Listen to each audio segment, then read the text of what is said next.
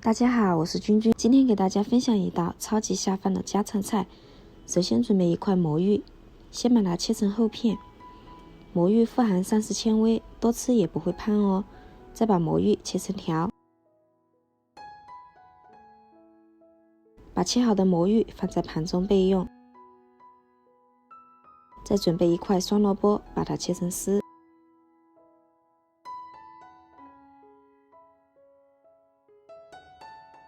青红泡椒切成小圈，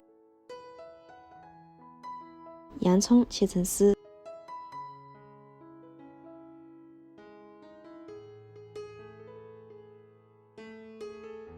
准备一块老姜，把它切成丝，大蒜切成片，小葱切成葱段，全部切好放在一旁备用。水开，下入魔芋，焯水3分钟。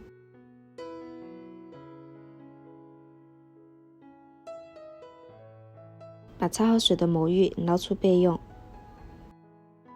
起锅烧油，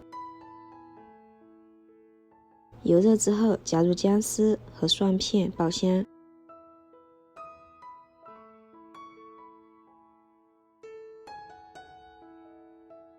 然后加入一勺豆瓣酱，炒出红油。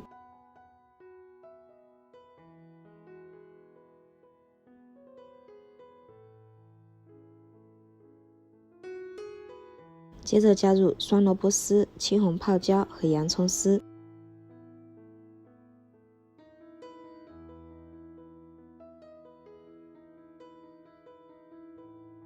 炒软之后加入魔芋，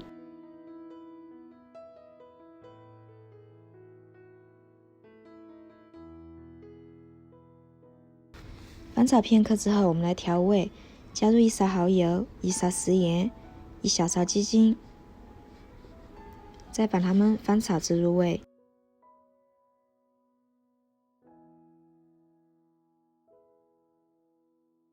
最后再加入葱段，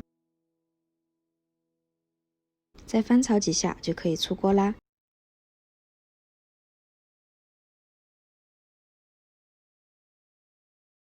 哇，好香啊！